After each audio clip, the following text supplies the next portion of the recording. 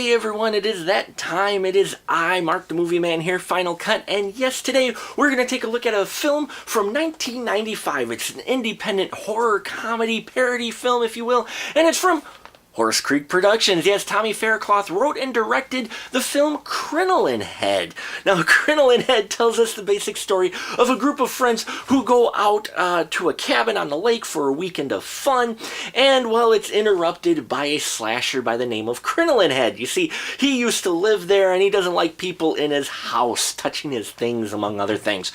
And we see what happens as one by one Crinoline Head takes the pain and the death to each of the members of the group.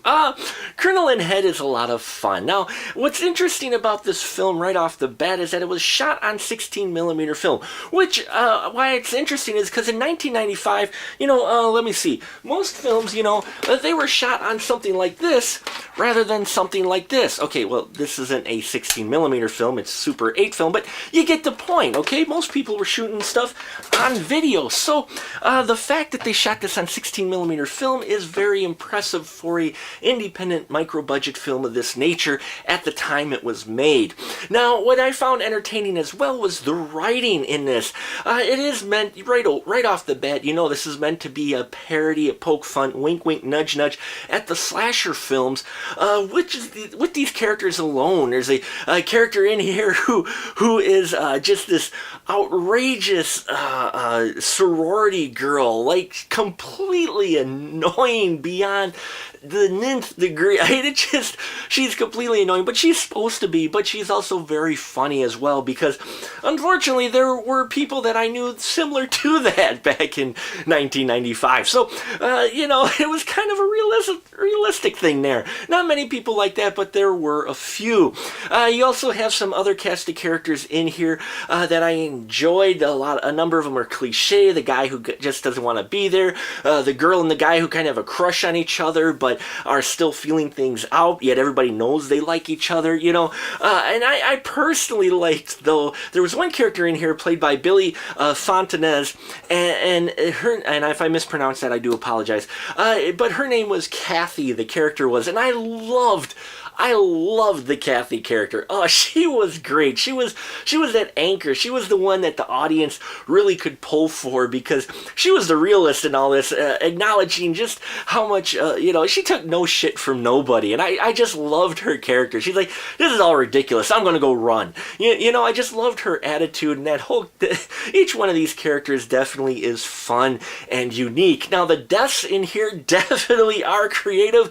I've never seen a huge bunch of celery used quite the way it was in this film, and the deaths were creative, and I thought done really well, and did feel like that old 80s slasher. The killer alone wearing crinoline on his head. Now, for those of you who don't know, crinoline is like this hard, kind of stiff material. I believe it's used in like dolls and dresses and stuff, but him wearing it on his head just kind of added to the parody and the humor overall of this film. It definitely is not taking itself seriously. They're all just having fun, and that really comes across on camera. Now, the production value, as I said, it's shot on 16mm, which was great. Audio is a little spotty in some areas. The lighting is decent in here, though a few of the lighting sets, it seemed really like they were on a set, but again, made in 95 on 16mm, you gotta respect that, and you gotta respect that this was one of Tommy Faircloth's first films. So I really enjoyed it, and I think if you're an independent horror fan looking for some unique independent film made back in 95 on 16mm, then check out Crinoline Head.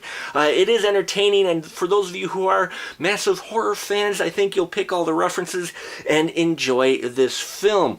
Now, he's actually making a sequel. Here we are many, many moons later, and he is making a sequel. So if you've seen Crinoline Head on Vimeo, or go see it and you enjoy it, check out his Indiegogo page. I normally don't plug him on here, but I gotta tell you, I am interested to see what he's gonna do with a larger budget, and he is doing crowdfunding with it, so it is of something of interest for you. Check it out. I'll put a link down below for the Indiegogo campaign as well. I think he's doing Indiegogo or Kickstarter.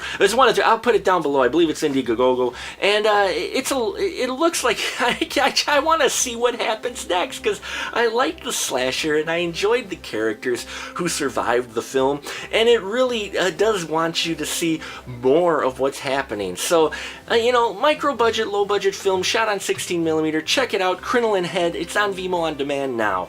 And that'll about do it for us here at the Final Cut. Till next time, folks, keep that ticket stub.